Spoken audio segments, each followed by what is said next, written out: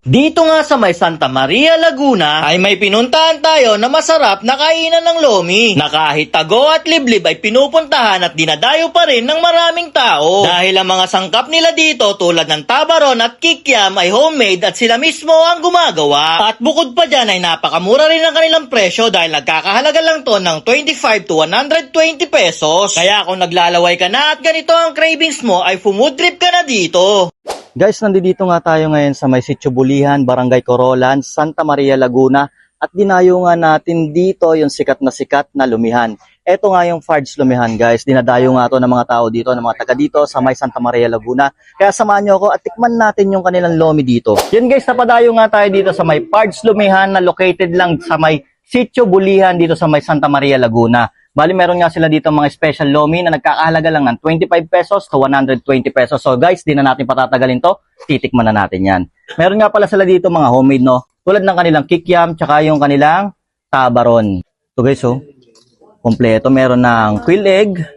Meron yan, yung mga laman, oh. Pulidong-pulido. Tsaka lapot, oh. Mainit, tapos malapot. Meron ding atay. Tikman natin to.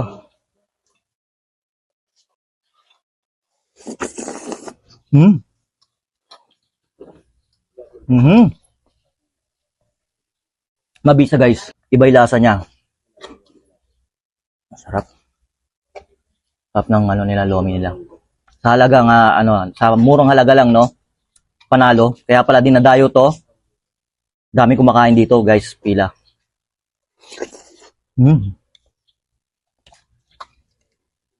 Masarap. Yan, no? Bisa. Ito guys, yung kanilang homemade kikiam. Ayan, no? Ban natin.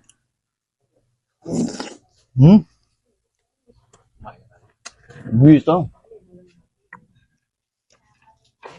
Tapos sabay mo pa ng tabaron.